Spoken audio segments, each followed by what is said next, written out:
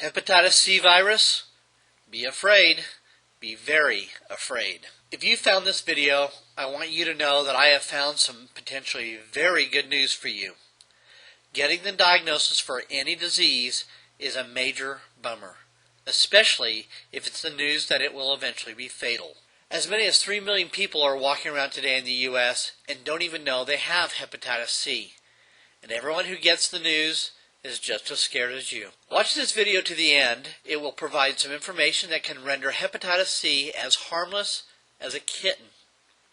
So relax, enjoy this educational video, and know that it doesn't have to be as bad as the mainstream medical community is making it out to be.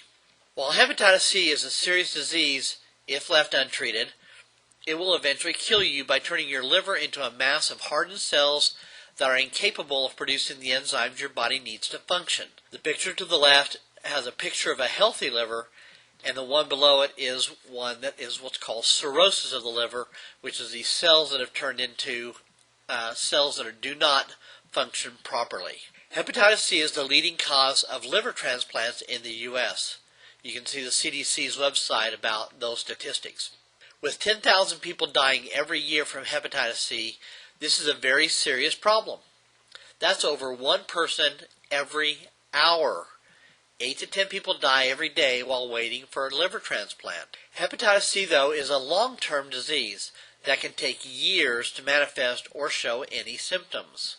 Many famous people have had hepatitis C and ended up with liver transplants or died of liver disease, such as Evel Knievel, Mickey Mantle, who died shortly after his liver transplant in 1995, Keith Richards, Naomi Judd, who had to retire early from a very successful music career to undergo the PegInterferon treatments, Freddie Fender, who died in 2006 after a liver transplant in 2004, Natalie Cole, daughter of Nat King Cole, Greg Allman of the Allman Brothers Band, and Pamela Anderson. A little background on hepatitis C. Its cause is from the hepatitis C virus, known also as HCV, which is mostly transferred from human to human through the blood. Pre-1992 was through blood transfusions, but is also contracted through unsterilized needles in drug use, tattoos, and piercings.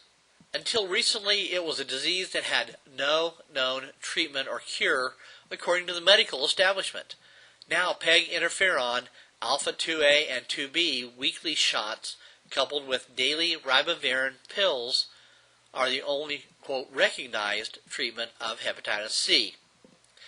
A little caveat here, they are working on some additional treatments. And at a cost of nearly $20,000 for the 42-week treatment with about a 40% success rate. And now the bad news, as if $20,000 isn't bad enough already, or a liver transplant can be somewhere north of $267,000, using PegInterferon and Ribavirin has a set of daunting side effects. They are depression. Usually you'll have to take a drug, an antidepressant for this one. Fever, chills, muscle aches, fatigue, headaches, joint pain, nausea, stomach cramps, dry mouth, loss of appetite, accompanied with weight loss, trouble sleeping, diarrhea, dry skin, and hair loss. Well, that's right, that's not all of them. Also sore throat, unusual bleeding, vomiting, jaundice, chest pains, vision changes, seizures, stroke-like symptoms, irregular heartbeat, allergic reactions, trouble breathing. These all come from the Medicine Cabin website. Wow. That is a daunting list, especially for 43 or more weeks. Of course, if I had hepatitis C and insurance that would cover the cost of the treatments, I'd rather face the side effects than dying or having to get a liver transplant. Who could blame you? Here's the very good news. I have a friend who was diagnosed about 15 years ago with hepatitis C. He'd done some research on alternative methods of treating this disease and found a very inexpensive way to treat hepatitis C without any side effects. Let me say that again. He found an alternative method to treating the disease, very inexpensive, and without any side effects. When he was diagnosed with hepatitis C, his viral count was over 3.5 million. Now, I understand that it can go a lot higher than that, but that's where his was.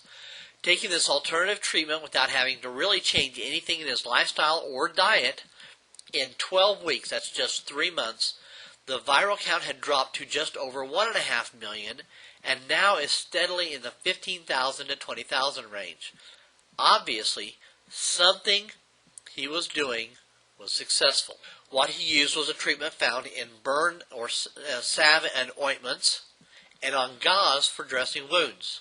It's approved by the FDA and found to be most effective in arresting infections from viruses. It's also effective against bacteria or germs.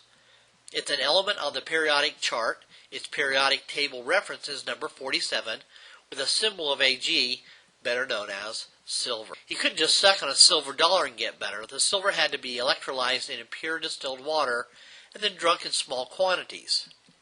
In studying the subject of ionized or colloidalized silver, he found in theory that when these small particles of silver were inside the body, they rendered the cells infected by the hepatitis C virus incapacitated.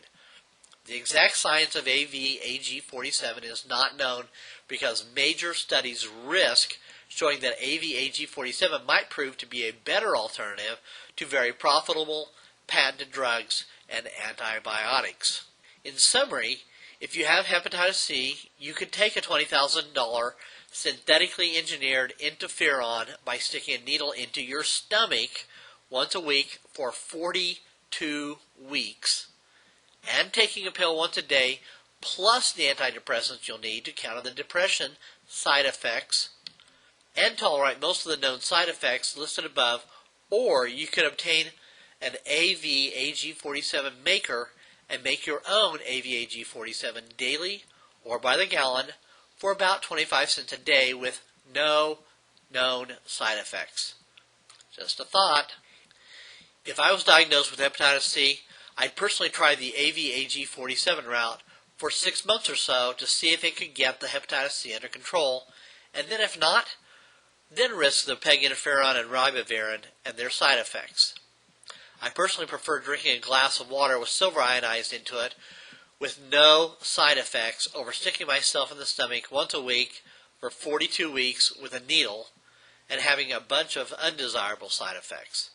Unless you are in latter stage liver disease diagnosis, AVAg47 seems to be a safer route to try. One last note. Do not believe all the hype about alternative medicines. We know that 120,000 people die each and every year from misdiagnosis, mix-up in medications, and medications that have fatal adverse reactions with each other, as opposed to not one single death from anyone ever taking AVAg47. Here's my disclaimer. I am not a physician or a registered or licensed medical practitioner of any kind. The information in this video is for educational purposes only and not to be used to diagnose, treat, or cure any medical conditions. It is advised to seek appropriate medical expertise. My name is Nicholas St. John. Here's my contact information. Go over to our website, bit.ly/AVAg47, and you could order your own AVAg47 Maker. I hope this information about AVAg47 has been helpful.